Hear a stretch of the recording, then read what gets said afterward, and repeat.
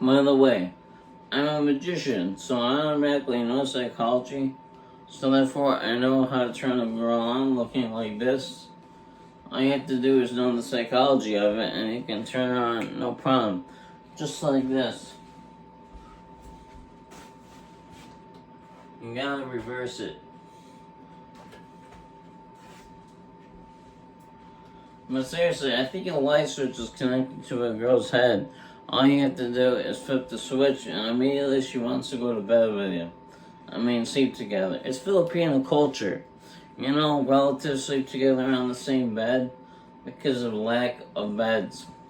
It's how they retain money in the Philippines. Because, in poverty, they have so many beds that they can sleep on. So many times they bunk on an air mattress together. Me and my aunt one time in the Philippines, and she wasn't really my aunt, but we knew her. So I felt uncomfortable, like, am I really related? So I got from a movie once. So we're laying there, and I'm like, dang it, now I'm turned on. I really wasn't, but I was making jokes. My dad was like, that damn kid. So, and this is the thing that I've discovered in America. I grew up religious all my life, and then I found out the government was made up by the Bible, and you have to flip it. And, kind of calmed me down until my parents found out. They started cussing and stuff, and I'm like, I liked it better when I was a Christian.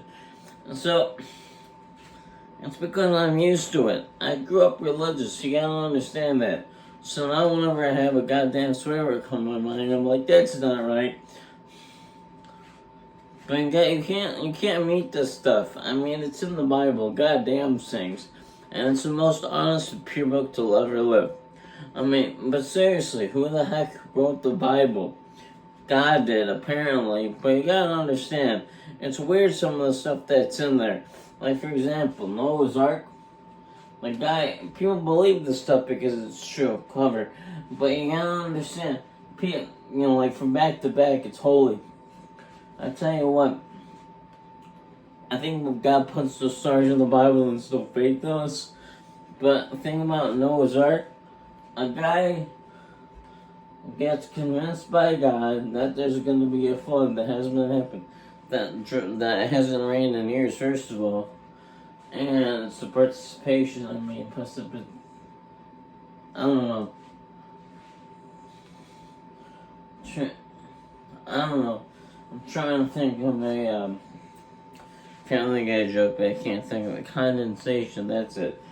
But condensation, now, it hasn't rained there in that place for years.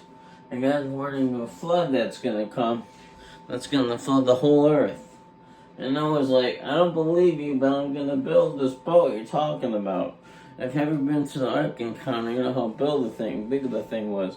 I'm like, well, at least if a flood comes again, we're prepared. Now, I don't know about this thing about a giant flood. They build a huge boat that fits like a 12 family group with two of every kind of animal on Earth. If this sounds a lot of animals to you, you messed up. But then you gotta narrow it down. Cats, that's a kind of animal that includes lions, leopards, all that. So one kind of that is like a cat. And then dogs, which includes wolves, so one kind is a dog. Two of every kind still will fill a whole boat. Anyways, you would think they would abandon ship, but they didn't. Lasted 40 days and 40 nights, and the water goes away. And so long. And he sends a dove out to see if the flood is cleared. Well, if you step out of the boat and there's no water, I'm not sure, but I think that's a big hint that the flood is cleared. These are called Bible jokes. See, I grew up a Christian, so hearing comedy from the Bible is hilarious to me. I know to some people it's blasphemy, but you gotta understand. I grew up Baptist, so I'm not really making fun of it because I see the flaws. As you grow as a person, you get fat. That's not a joke of mine. But it's true. As you grow as a person, your mind expands and you realize something. Nobody's perfect. I found that out when I was 24. Most of my testimony. By the way, if you want to, go to Skittles. To my new channel. Type in JRPOURCHOT is the last name. And that you can find my updated testimony on there about how I talk about my faith. So, I haven't completely abandoned it. I still believe in God. I still believe in the gospel. I just believe in showing myself a good time. It's because I'm Pentecostal. Which means I don't give a rip how anybody thinks about me. I'm gonna enjoy life and know that I'm forgiven no matter what. That's essentially Pentecostalism. I'm pretty sure they like playing people because who legitimately goes around these days? Because I grew up Baptist, so I don't believe in really miracles. I'm kind of mix of two religions. I mean, faiths, whatever, denominations. That's how we call it, so we don't get caught. But, I mean, Pentecostals, I go up to people on the street like, they'll read people. I'm a magician, I'm a work, so you gotta read on people and say, let me guess, you have a messed up, you have a broken arm. How do you know that? Well, you're wearing a cast. And so, let me touch your arm and pray for it. Can you feel it? You've been healed. Because they take the cast off and it's been working, you know. It's like, how long have you had that cast on? About 2 years. Yeah, it's time to take it off. Look at this. I prayed for you.